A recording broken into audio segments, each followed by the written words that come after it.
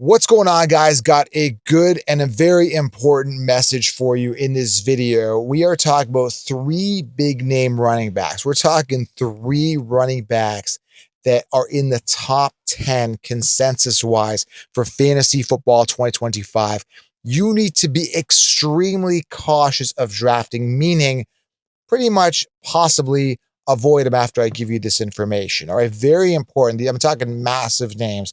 You want to be cautious, alert when you're looking at your drafts this year because you're going to be investing a first round pick for two of them. The other one might fall a little bit, but very expensive with major warning around these big name running backs. If you love fantasy football, hit the thumbs up, hit subscribe. It takes a fraction of a second. Just hit the thumbs up, really helps the channel. Pre-order 16 rounds because I'm going to give you all the optimal players drafted in each round. Last year, I told you to stay away from CMC. I was the only one. The 16-round draft was the only place that told you to stay away from Christian McCaffrey. And that's just one example. What about Ayuk and Deebo Samuel round 3? Sam Laporta round 2? I'm like, be cautious. He was cheaper the year before. Tyreek Hill round 1, and on and on and on and on. Telling you to make sure you get Brian Thomas Jr. over Christian Kirk, who was ranked ahead of Brian Thomas Jr. That's why rankings don't help you. Secure 60 rounds. I've linked it below. Use code WIN to save. You're going to save 20%. Pre-order right now. I'm releasing the first version in there. You're going to get your first video dropped in the 16-round course in about a week and a half. We are so close, guys, to the release of the first 16 rounds video. I'm super excited. I'm laying it all out right now. All right. So let's talk about these three running backs and drop a comment below. Let me know, are you drafting? Want to make this ultra interactive? And finally, I'm going to start doing mock drafts every single night. I'm going to try to aim for every night during the week. We're going to do 8:30, 9:30 Eastern mock drafts. We're going to start getting into best ball where you can actually draft your best ball team with me. I'm just getting set up with one of these best ball sites so that we can give you guys some good incentives, but very important. So turn on the bell here. You don't want to be able to miss these mock drafts starting tonight, guys. Tonight, 8:30 to 9:30. And I'm going to be dropping the lobby link. So you want to be first come, first serve. So turn on the bell. You're going to enjoy it. So I'll be drafting with the listeners and you get to draft with the counselors. It's going to be fun. All right. It's going to be exciting. You can draft your whole best ball league with me as well. So it's not just doing mock drafts. We do real drafts as well. It's going to be amazing. It's going to be fun. So that's why you got to turn on the bell. All right, let's dive into it. Three running backs. First one, I have to give you guys announcements and news at the beginning of these videos. Very important. Is Derrick Henry. I've talked about him in some players to avoid videos. Listen, I love Derrick Henry. I was a Derrick Henry ambassador, but we have to be real, right? The fall off year is coming, right? The drop off year is going to be here eventually. He's gonna fall off. Like, he's had multiple years. He's over 30 now, multiple years with this guy, 300 plus attempts. Like, he's great. I love him, right? The problem is I don't want to be there to catch the broken pieces when he falls apart. That being said, he's with Lamar. They've got a good team and all signs. And, out of the draft, they didn't draft anybody that's going to be a threat to him. Prior to the draft, I was thinking maybe they were going to bring in a top rookie that's going to be a big threat. There isn't anybody there that's posing a major threat to stealing the job. They didn't draft the Genti. They didn't draft the Hampton. They didn't do that, which means they still believe in him.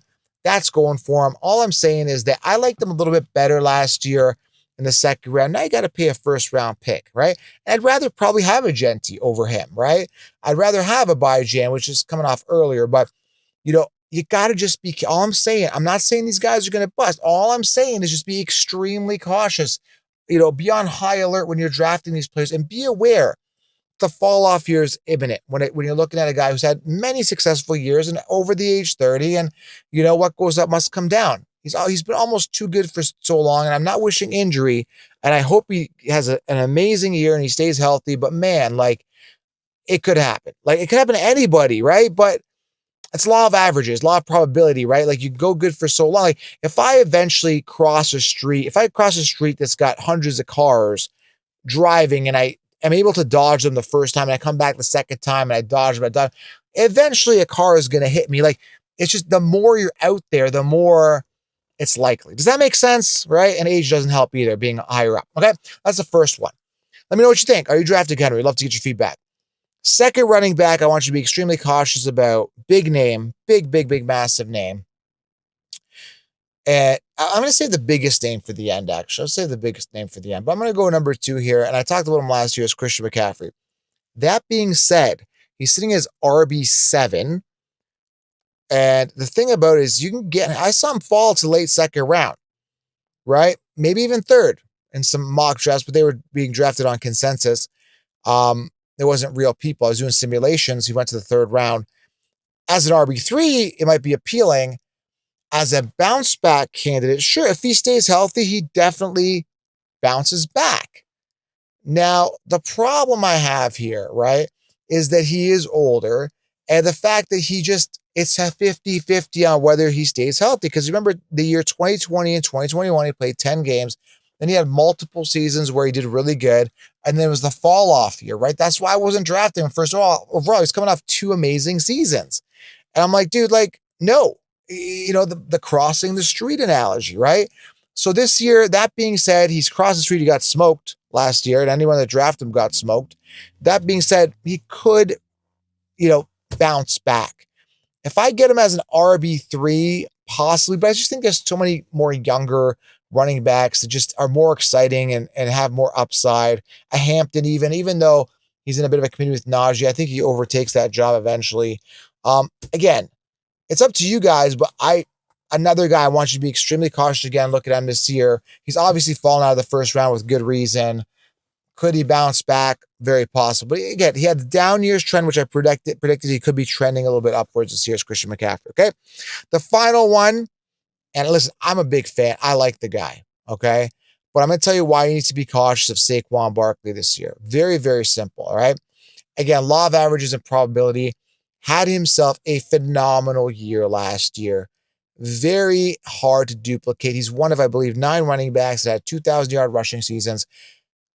Think about how rare that is to even have a 2,000-yard rushing season. And to do it again, not going to happen. Not only that, right? You've got a Super Bowl hangover, and typically players, when they have a Super Bowl hangover, they have a good year.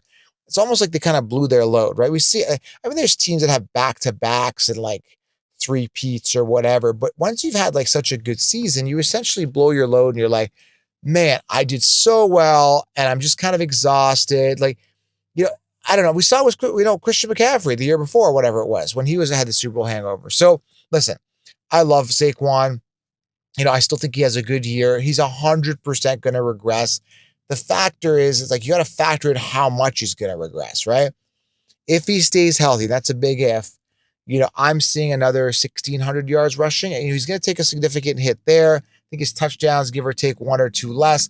Listen, he's a great running back. He's got no committee. He came out of that draft pretty much untouched, meaning he's still in a great position to succeed. The only thing that's really working against him is the fact that he had such a high year, and it's very hard to do that 2 years in a row. And I've said this stat a million times. It sounds like a broken record. The only running back that's done it 2 years in a row, finished on top as a running back on top pretty much 2 years in a row, was Priest Holmes, 2001, 2003. That being said, Gibbs beat him, I believe, in PPR last year. So theoretically, we saw CMC was finished second to Eckler a couple of years ago. Then he came back and was the top running back.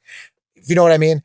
It's just that it's hard to finish on top. And you can say that, Saquon finished second last year, whatever he did. True. Listen, I love him.